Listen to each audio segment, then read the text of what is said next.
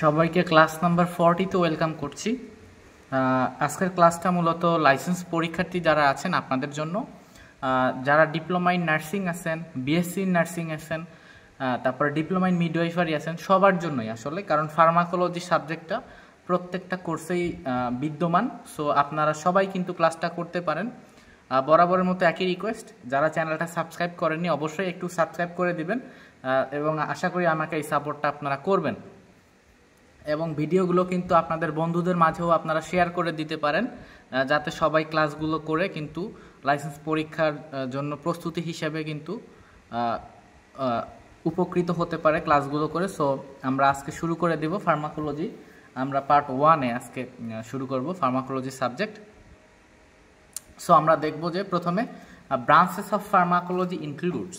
আমরা খুব দ্রুত যাওয়ার চেষ্টা করব, কারণ যেহেতু আমাদের সময়ও বেশি নেই, সেহেতু আমরা খুব দ্রুত যাব এবং নিচে ব্যাখ্যাগুলো আপনারা জাস্ট একটু পড়ে নেবেন, আমি একবার বলে চলে যাব। ব্রাঞ্চেস অফ ফার্মাকোলজি, ফার্মাকোলজির ব্রাঞ্চ কোনগুলো আছে? ফার্মাকোডাইনামিক্স আছে, ফার্মাকোকাইনেটিক্স আছে, কেমোথেরাপি আছে এবং থেরাপিউটিক্স আছে। লাস্টে হচ্ছে মেডিকেল সায়েন্স, এটা ফার্মাকোলজির কোনো ব্রাঞ্চ নয়। এখন দেখেন ফার্মাকোলজির ডিফিনেশনটা যদি আমরা একটু দেখি, বলতেছে it is drive from Greek word. একটা গ্রিক ওয়ার্ড থেকে ফার্মাকোলজি শব্দটা এসেছে, যেটা প্রথম হচ্ছে ফার্মাকন। ফার্মাকন মানে হচ্ছে কি? ড্রাগ।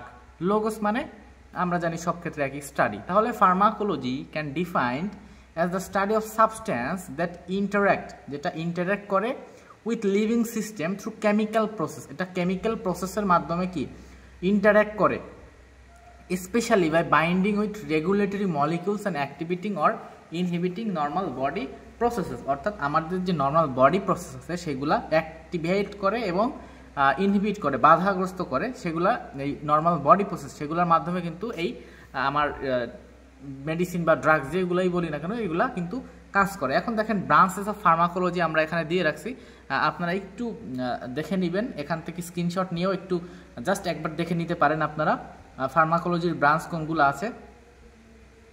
আমি ইচ্ছা করেই পড়াতে চাচ্ছি না, কারণ বেশি সময় আপনাদের নেই, এবং জাস্ট একবার করে নামগুলা আপনারা দেখে নেবেন, ঠিক আছে?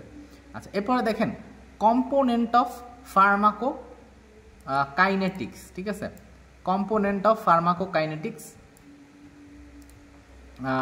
কম্পোনেন্টের মধ্যে কি কি আছে দেখেন। এখানে একটা আছে হচ্ছে প্রথমে ডিস্ট্রিবিউট ফরেন সাবস্টেন্স। ফার্মাকোকাইনেটিকের মধ্যে আমরা জানি এটা আসবে না, এখানে আমার আসবে হচ্ছে মেটাবলিজম আসবে, তারপরে আপনার অ্যাবজর্পশন আসবে, এক্সক্রিশন আসবে, এই পর্যন্ত আর কি। বায়ো অ্যাভেলেবিলিটি কিন্তু না, ঠিক আছে? সো আমার বি, সি এবং ডি এই তিনটা কিন্তু আনসার। এবং ফার্মাকোকাইনেটিক্সটা কি? আমরা ফার্মাকোকাইনেটিক্স দেখেন একটু আগে পড়লাম যে একটা ফার্মাকোলজির একটা হচ্ছে আপনার ব্রাঞ্চ, তাই না? তাহলে পিকে, সংক্ষেপে পিকে বলা হচ্ছে ফার্মাকোকাইনেটিক্স। দেখেন কি বলতেছে, pharmacokinetics is a branch of pharmacology that deals with the study of how to drug moves within the body. অর্থাৎ ফার্মাকোকাইনেটিক জিনিসটা কি? যে একটা ড্রাগ আমার কিভাবে বডিতে মুভমেন্ট করে বা কোন প্রসেসে, মানে আমার এক কথায় হচ্ছে ফার্মাকোকাইনেটিক জিনিসটা কি, আমি একটা ঔষধ বা মেডিসিন খাইলাম, সেইটা আমার মুখ থেকে খাওয়ার পর থেকে কিভাবে বডি থেকে বের হচ্ছে, এই পুরো প্রসেসটা কিন্তু ডিসক্রাইব করতেছে। দেখেন কি বলতেছে, how to drug moves within the body. এরপরে বলতেছে ইট ফোকাস অন দ্য প্রসেস। কি কি আছে? অ্যাবজর্পশন, প্রথমে অ্যাবজর্ব হবে, সেটা ইন্টেস্টাইনে হতে পারে, ঠিক আছে? ডিস্ট্রিবিউশন হবে, সেটা কি? তারপরে ব্লাডে মিশে যাবে, তাই না? ব্লাডে মিশে গিয়ে তারপরে কি বিভিন্ন সেলের মধ্যে ডিস্ট্রিবিউট হয়ে যাবে, বা টার্গেট সেল যেটা ওই ড্রাগের সেখানে কিন্তু পৌঁছে যাবে। তারপর কি? মেটাবলিজম হবে। ড্রাগ মেটাবলিজম কোথায় হয় আমরা জানি? ম্যাক্সিমাম কিন্তু লিভারে হয়, তাই না? এক্সক্রিশন, ড্রাগ বডিতে থাকলে হবে না, এক্সক্রিট হবে, বাইরে বের হইতে হবে, সেটা কিসের সাহায্যে হয়? কিডনির সাহায্যে। তাহলে আমরা ফার্মাকোকাইনেটিক জিনিসটা সংক্ষেপে মনে রাখতে পারি ADME। এতে হচ্ছে অ্যাবজর্পশন, ডিতে হচ্ছে ডিস্ট্রিবিউশন, এম এ হচ্ছে মেটাবলিজম, আর ইতে হচ্ছে এক্সক্রিশন, ঠিক আছে? আচ্ছা, এখানে বিস্তারিত দেওয়া আছে এই চারটার, আমি পড়াইলাম না, যাদের ফ্লোরেন্স বই আছে আপনারা একটু পড়ে নেবেন কষ্ট করে। এখানে হাফ লাইফও কি, হাফ লাইফ কি, আচ্ছা এই দুইটা একটু নতুন আছে, যে হাফ লাইফ আর বায়ো অ্যাভেলেবিলিটি। আমি এটা একটু দেখাই দিই। হাফ লাইফ কি দেখেন, হাফ লাইফ কি? এটা বলতেছে একটা parameter, it takes concentration of drug in body decrease by half life কথাটা মানে বুঝতে হবে, ঠিক আছে। হাফ লাইফ মনে করেন যে আপনি 100 mgর একটা ট্যাবলেট খাইলেন, তাহলে একটা নির্দিষ্ট সময় পরে ধরে নিলাম আমার ব্লাডে গেল হচ্ছে 50 mg, ঠিক আছে। এটা আমি ধরে নিলাম যে একটা 100 mgর আমি একটা ড্রাগ যে কোনো একটা মেডিসিন নিলাম, আমার ব্লাডে গেল, ব্লাডে যাওয়ার আগে তো লস হয়, 100% তো যায় না ওরাল রুটে, তো 50 mg গেল। সেই 50 mg একটা নির্দিষ্ট সময় পরে কিন্তু আমার বডিতে কনসেন্ট্রেশনটা অর্ধেক হয়ে যাবে।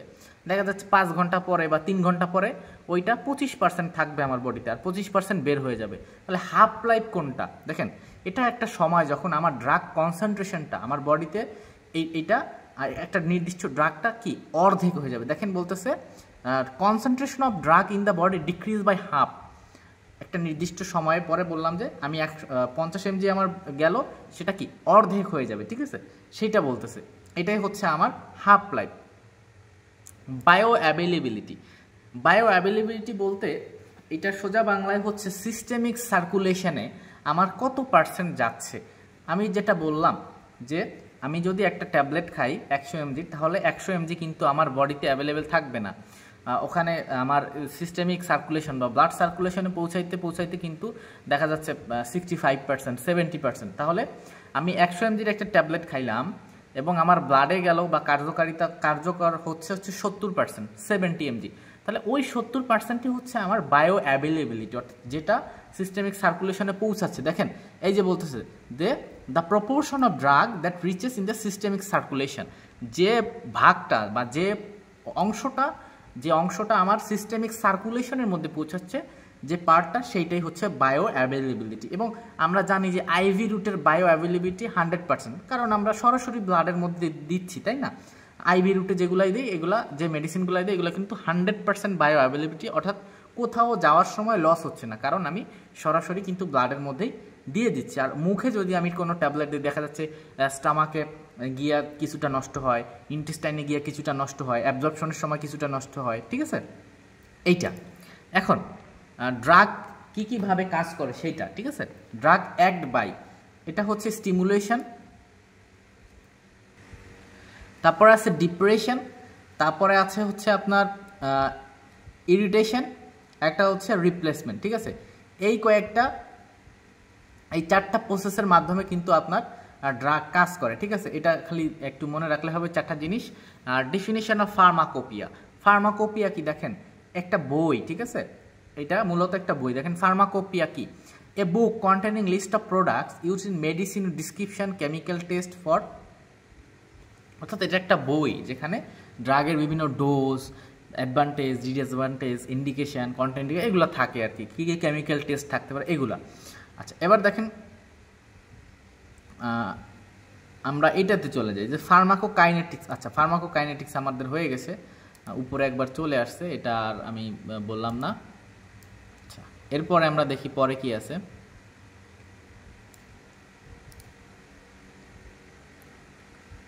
Number 4, active process of drug absorption includes. আমার ড্রাগ কিন্তু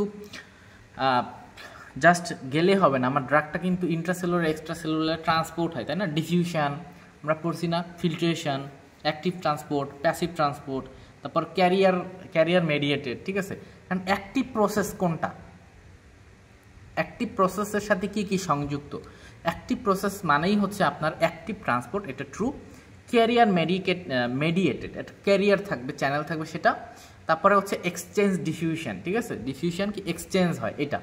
এখন দেখেন স্টেপস অফ ড্রাগ অ্যাবজর্পশন, কোন কোন স্টেপে ড্রাগ অ্যাবজর্পশন হয়। এখন এখানে দেখেন প্যাসিভ একটা আছে, একটা অ্যাক্টিভ আছে।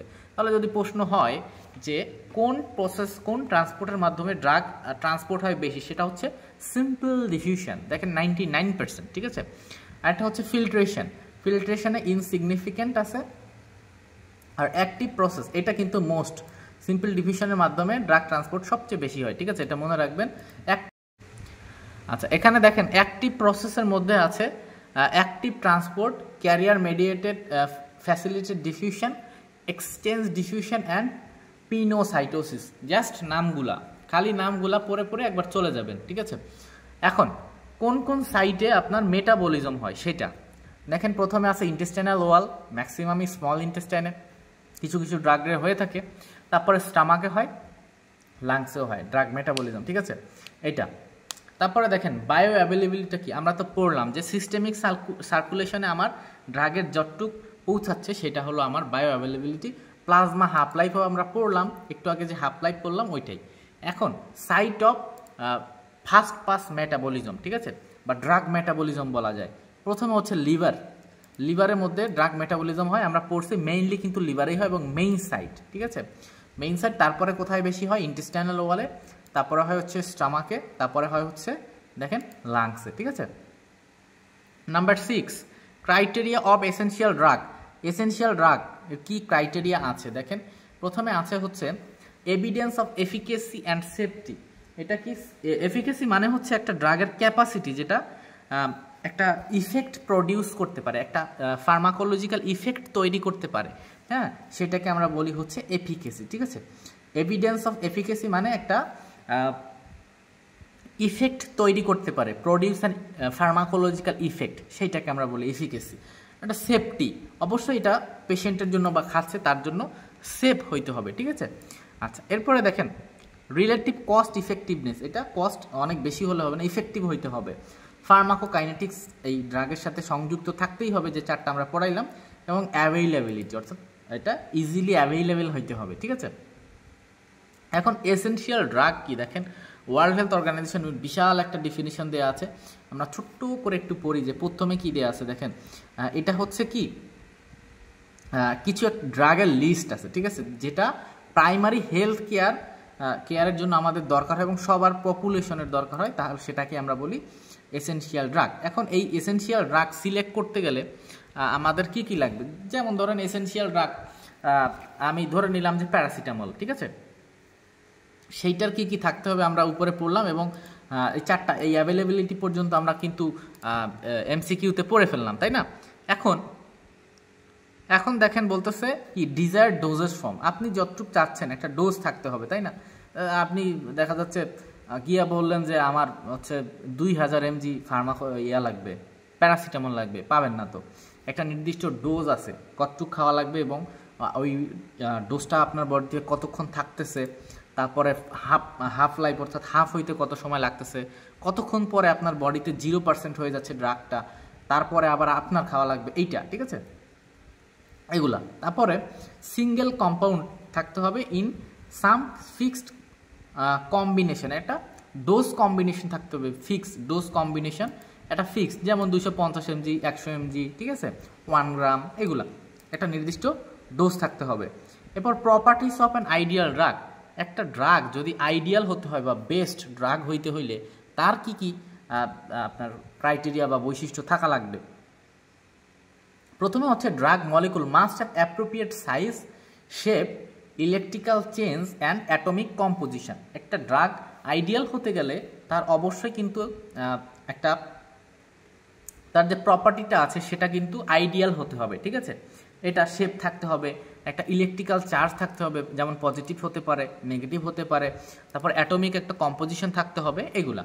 তারপরে must have the properties to transport from the site of administration to site of action, অর্থাৎ এই ড্রাগটার এমন একটা ক্ষমতা থাকতে হবে, আমি যেখান থেকেই মানে যে রুটেই দিলাম, ধরেন ওরাল দিলাম, আইভি দিলাম, আইএম দিলাম, যেখানেই দিই না কেন সেটা যেন টার্গেট সেলে কাজ করে। যেমন আপনার পায়ে ব্যথা, আপনি যদি একটা রোলাক খান ব্যথার ট্যাবলেট, তাহলে কিন্তু সেই পায়ের ব্যথাটা কমতেছে, তাহলে কি আমি মুখে ট্যাবলেটটা খাইলেন কিন্তু কাজ করতেছে আপনার পায়ে, তাহলে টার্গেট সেলে কিন্তু আমার ওই ড্রাগটা পৌঁছায় গেল, তাই না।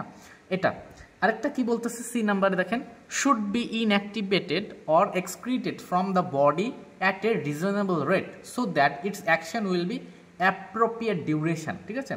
এটা বলতেছে যে একটা নির্দিষ্ট সময় পরে এটা ইনঅ্যাক্টিভ হয়ে যাবে বা বডি থেকে বের হয়ে যাবে, একটা নির্দিষ্ট রেট আছে, রিজনেবল রেট, কেন, that will be appropriate duration, নির্দিষ্ট একটা সময়ের কথা বলা হচ্ছে, ঠিক আছে। আচ্ছা, এরপরে দেখি আমরা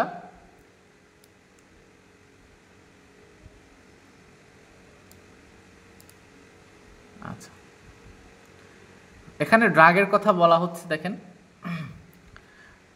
ড্রাগ সম্পর্কিত একটু বিস্তারিত লেখা আছে যে the word drug is drive from the French word, অর্থাৎ ফ্রান্স থেকে মূলত ফ্রেঞ্চ ওয়ার্ড। এই যে দেখেন উচ্চারণটা হবে যে ড্রগ, ঠিক আছে, ড্রগ হবে, হ্যাঁ, which means a dry herb, যেটা মানে হচ্ছে একটা dry herb. A drug is a substance, একটা ড্রাগ হচ্ছে একটা substance cause change in organism physiology and psychology when consume. এটা খুব সহজ একটা ডেফিনেশন যে একটা ড্রাগ আমরা এটা কি করে আমার সাইকোলজি বা ফিজিওলজি যেটা ফাংশন, বডি ফাংশন যেটা, সেইটা কি চেঞ্জ করে যখন কনজিউম করা হয়, অর্থাৎ খাওয়া হয়, ঠিক আছে। এখানে আমরা হচ্ছে properties of an ideal drug প্রথম 3টা আমরা এমসিকিউতে একটু আগে পড়ে ফেললাম। আর একটা এখানে আর 2টা আছে যে ইট মাস্ট হ্যাভ গুড এফিকেসি।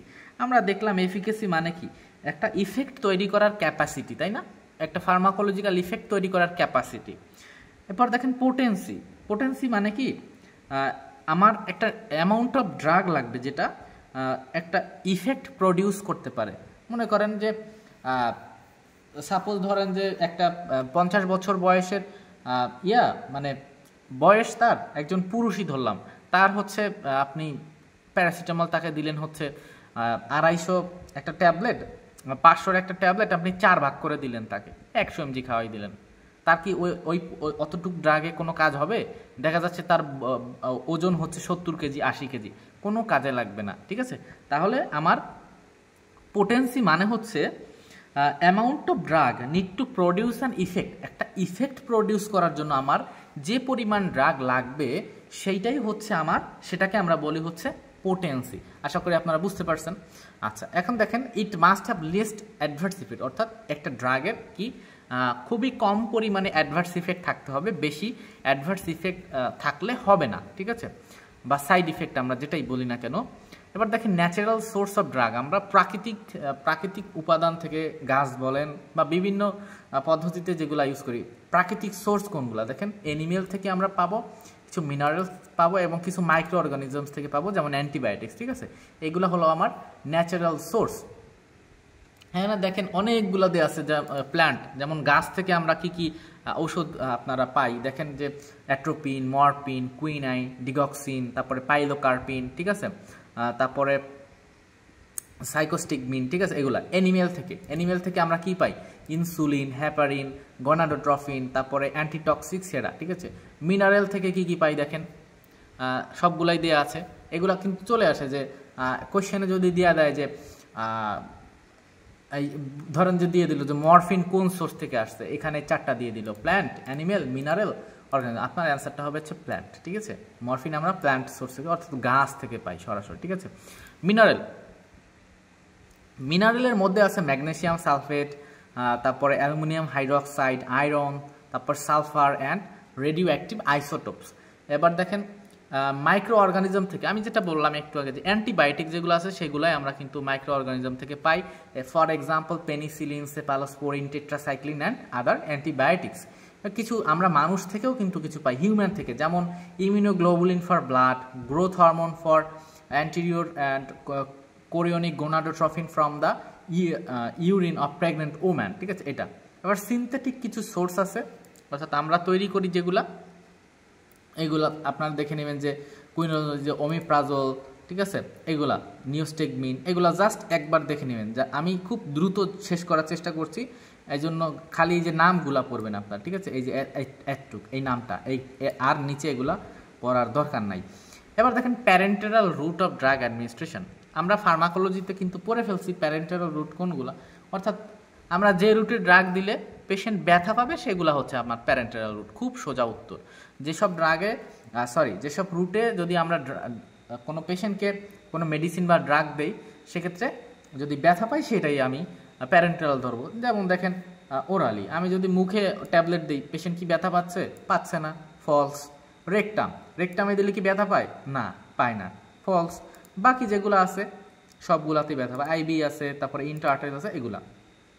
এবার মেডিসিন দেখেন, মেডিসিন সম্পর্কে বলতেছে, মেডিসিন সম্পর্কে বিস্তারিত এখন আর বললাম না, আমরা দ্রুত চলে যাব।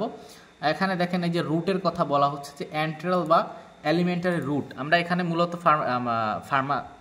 ফান্ডামেন্টালে আমরা পড়ে ফেলছি, কিন্তু রুটস অফ ড্রাগ অ্যাডমিনিস্ট্রেশন, সেখানে আছে যে এন্টেরাল বা এলিমেন্টারি রুট কোনটা, সাবলিঙ্গুয়াল, ওরাল, রেক্টাল, বাদ বাকি সব ম্যাক্সিমাম কিন্তু প্যারেন্টেরাল রুট, ঠিক আছে। আর বাদ বাকি আছে শুধু হচ্ছে ইনহেলেশনের মধ্যে হচ্ছে গ্যাস আছে। আর লোকালের মধ্যে আছে কিছু টপিক্যাল অ্যান্টিবায়োটিক, যেমন অয়েনমেন্ট, পাউডার, লোশন। আর এইটা অতটা গুরুত্বপূর্ণ না, ওটা আপনাদের প্রয়োজনও নাই। এখন নাম্বার 10 দেখেন,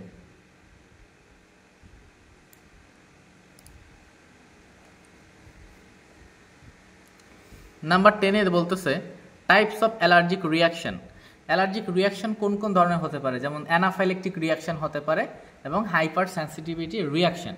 এখন দেখেন অ্যালার্জিক রিয়াকশন থেকে আমি দেখছি কিন্তু একটা কোয়েশ্চেন মাঝে মাঝে কিন্তু চলে আসে ফার্মাকোলজি থেকে।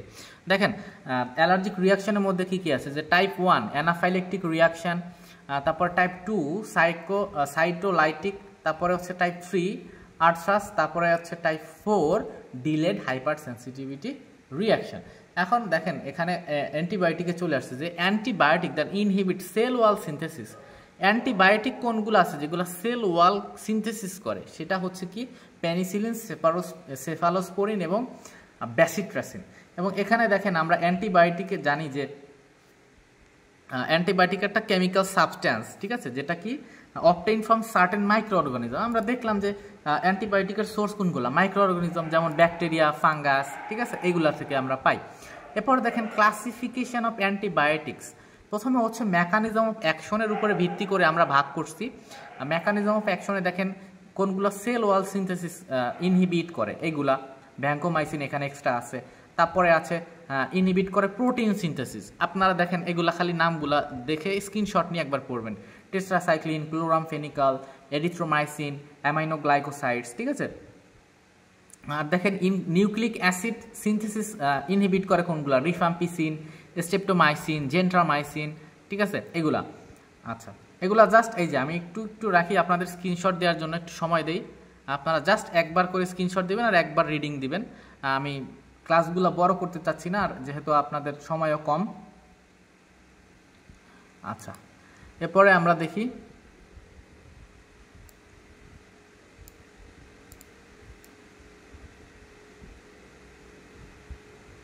আমাদের ম্যাক্সিমাম কিন্তু সব ম্যাক্সিমামই ব্যাখ্যা আমাদের।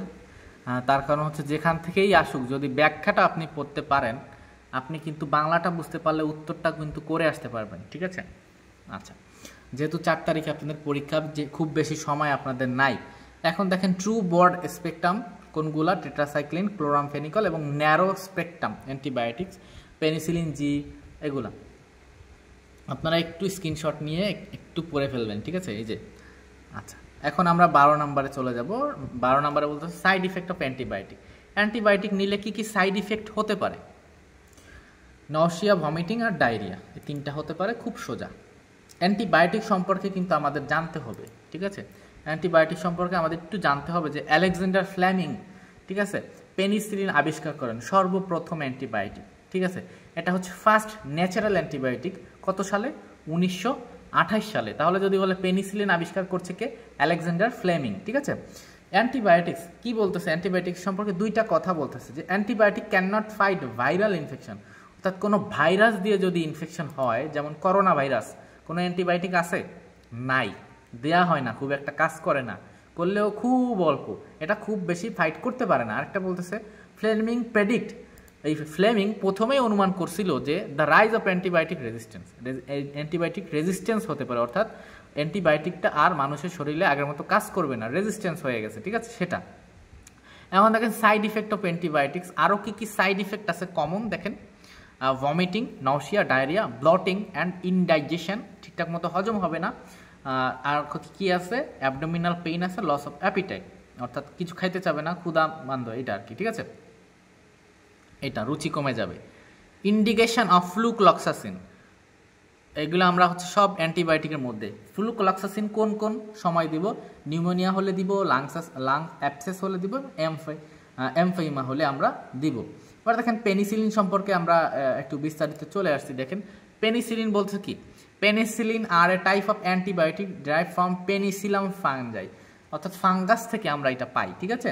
এইটা and antibiotic is a type of medicine that inhibits the growth and kills of bacteria. এটা ব্যাকটেরিয়ার গ্রোথ বাধাগ্রস্ত করে এবং মেরে ফেলে ব্যাকটেরিয়া, ঠিক আছে এটা। এখন দেখেন ইন্ডিকেশন, অর্থাৎ কোন কোন ক্ষেত্রে আমরা ফ্লুক্লক্সাসিনটা ব্যবহার করে থাকি। রেসপিরেটরি ট্র্যাক্টে কোনো ইনফেকশন হলে দেখেন নিউমোনিয়া, লাংস অ্যাবসেস, তারপরে এমফাইমা, সাইনোসাইটিস, আদার্স কিছু কজ আছে। দেখেন আদার্স কি কি আছে, অ্যাকিউট অ্যান্ড ক্রনিক অস্টিওমাইলিটিস, আমরা এটা আর অর্থোপেডিকে পড়ছি।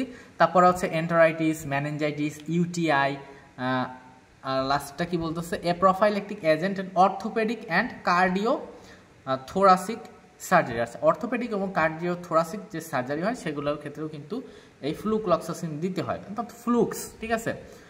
ওই ফ্লুক্লক্সাসিন কিন্তু আপনার বার্ন পেশেন্টের দেওয়া, কোনো ক্ষত হইলে সেটা শুকাচ্ছে না, কি দিয়ে আমরা ফ্লুক্লক্সাসিন দিয়ে দিই 4 আওয়ারলি, তাই না, 6 আওয়ারলি দেওয়া হয়, সরি। আচ্ছা, সো এটা এবার আমরা আসি অ্যামক্সিসিলিনে। অ্যামক্সিসিলিন আমরা কি কি ক্ষেত্রে দিয়ে থাকি দেখেন, সবগুলা হচ্ছে আমরা অ্যান্টিবায়োটিকের মধ্যে ঢুকে পড়ছি। জাস্ট এগুলা একবার দেখে নিলে হবে যে রেসপিরেটরি ট্র্যাক্ট ইনফেকশন হলে দেয়, এয়ার নাক কান গলা কোনো ইনফেকশন হলেও অ্যামক্সিসিলিন দেয়, ইউটিআইতেও দেয়, তারপরে বিলিয়ারি ট্র্যাক্ট ইনফেকশন, অর্থাৎ আমার যে বাইল ডাক্ট, যা হেপাটোবিলিয়ারি যে ট্রি আছে আমরা অ্যানাটমিতে পড়ছি, সেখানে কোনো ইনফেকশন হলেও কিন্তু দেয়া হয়। আচ্ছা, এরপরে আরও আছে কিছু, আমরা ওগুলোও দেখব।